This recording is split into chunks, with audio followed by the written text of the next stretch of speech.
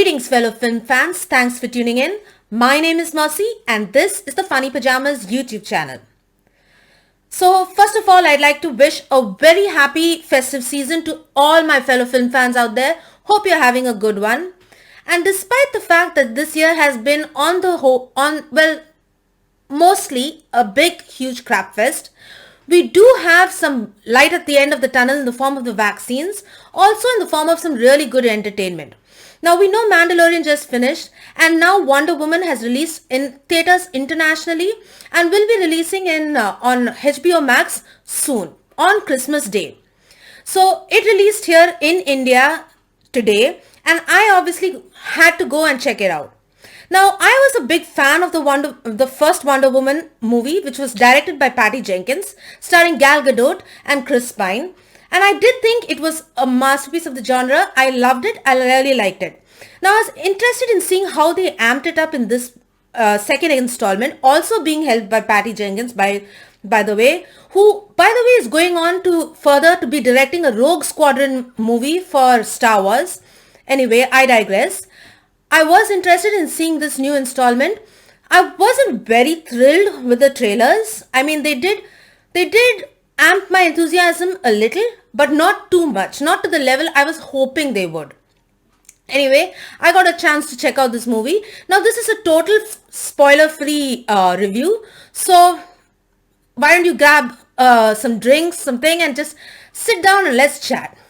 So, Wonder Woman 84 has a lot of good points and a few downsides, but I do think that the good points outweigh the bad.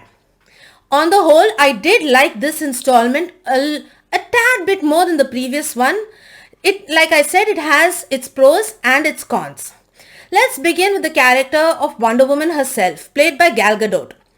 Now, I'm sure Gal Gadot herself will be the first person to tell you that she is not the world's greatest thespian. And she was one of the weak points in the first movie. But you can see her improvement, the way she's really gotten into the character, how her acting has improved. She's really done well. Patty Jenkins has given her a more meatier role in this particular movie. And she seems to handle it quite well. Last time she seemed to be leaning a bit too much on Chris Pine's acting chops. But in this, she has cemented herself as a bona fide star. Definitely not an Oscar category or Oscar level, but I do believe she is improving, and that's good. Second of course, we can come to Steve Trevor. That is played by Chris Pine. Now, I had a few doubts whether this character would work, seeing as how he was killed in the first movie, and how I was wondering how they'd handle bringing him back. And I was really surprised, and I was really happy that they did it really organically. Now, the key word in this video is going to be organically. Now, I thought they did it naturally, and it suited the story well. The character suited the story instead of just forcing him in there for the sake of, giving Gal that extra support that she needed. Now, like I said, the introduction of the character, the way he was brought in, was done very well, and I loved the dynamic between Gal and Chris Pine, and the chemistry is really good, and the dynamics solid, and it's a perfect way to build further on. But will they do so or not? You're gonna have to watch the movie to see. Now, I will come to the standout role that I thought was in this movie. That was Pedro Pascal. Now, Pedro Pascal has a spot in my heart because, of course, he's the Mandalorian Din Djarin. But I really thought he did well in this character, in this role. He really brought on the character. I was not sure how they portrayed the character of Max Lord. I was thinking he'd be more of your typical comic book villain trope, like the mustache twirling, I am evil kind of character. But surprisingly, Pedro Pascal brought a good deal of depth to it. He made the character believable, and I thought he did a bang out job on it. And Kristen Wiig was more of a secondary villain to this. I would have preferred if they had saved her character's story arc for another series, maybe the third movie. But I do believe she was brought in mainly for the action set pieces, because you can't have Diana, that is, Wonder Woman, fighting Maxwell Lord, because Maxwell Lord's basically he's like a normal human, and she'd probably kick his lights out in one shot. So she needed a tough, strong, physically strong opponent, and I think that's where they brought in Kristen Wiig's Cheetah.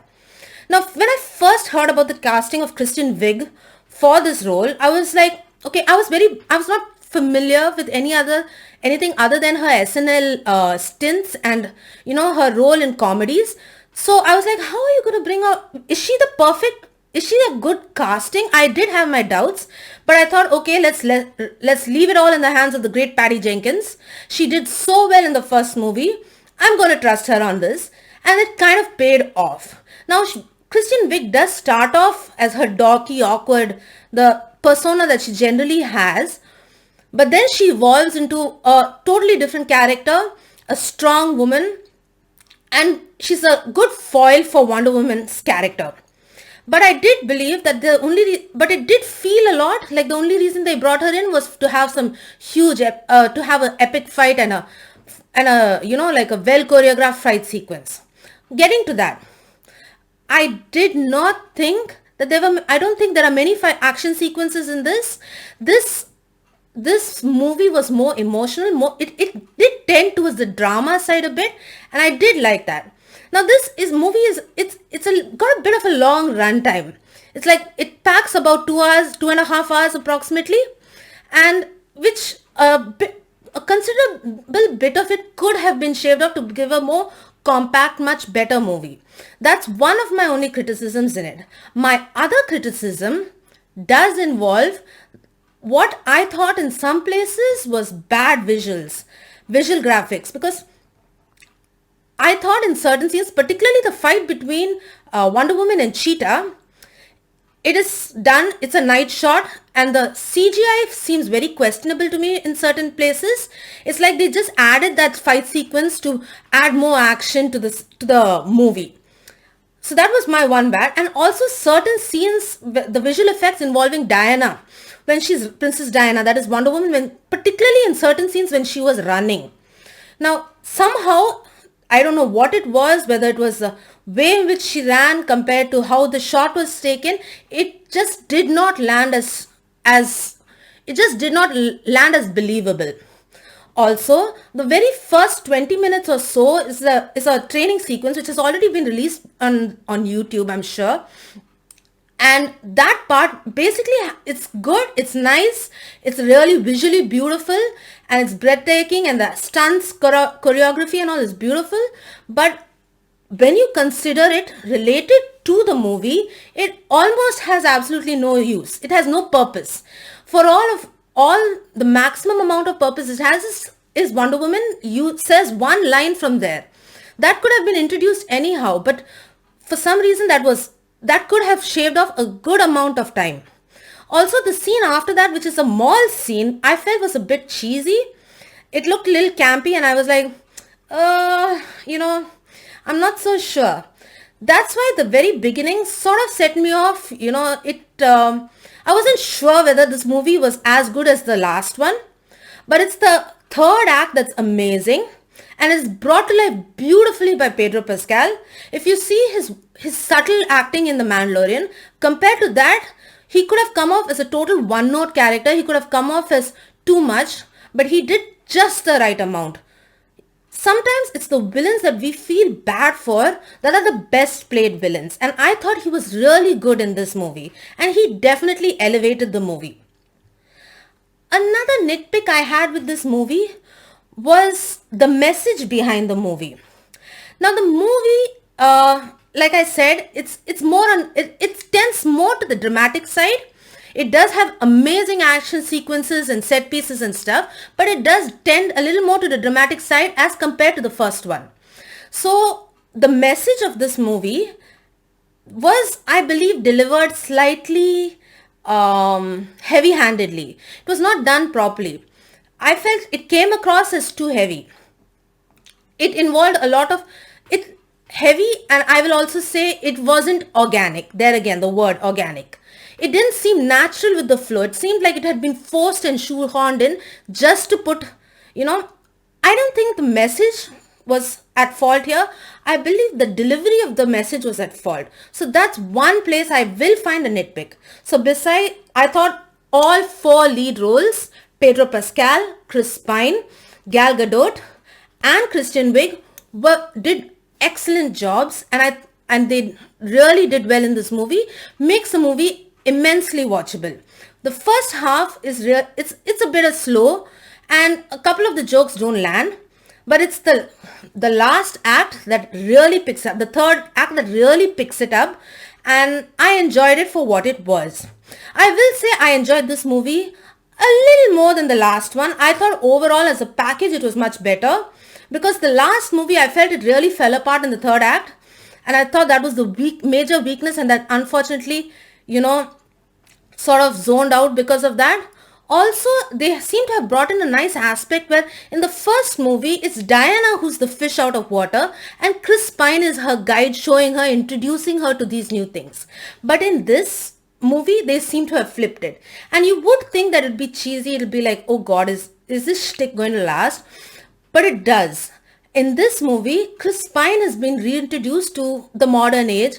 For us, it's the past, but for them, it's modern. And he's the fish out of water and Diana is his guide. So I thought that was really good. I enjoyed this movie on the whole.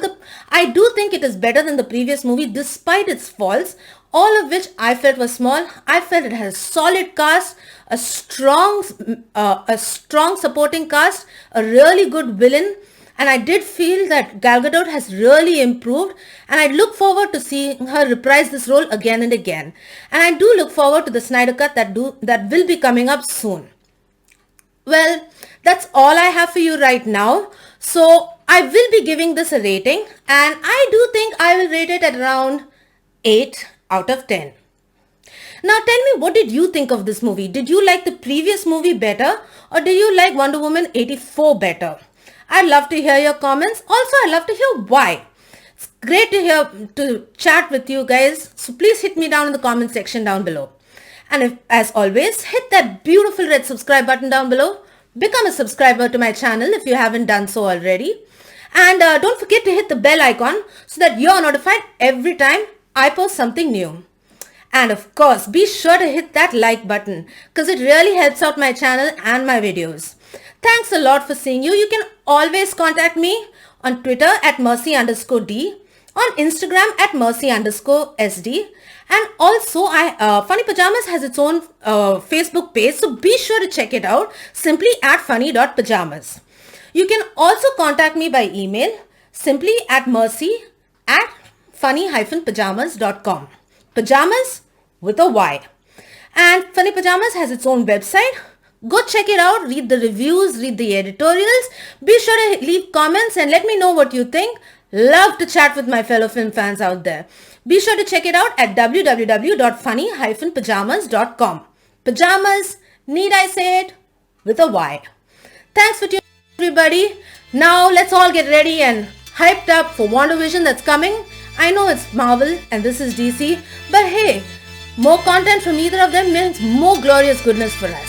Thanks for tuning in, everybody. This is Mercy, signing out. Bye.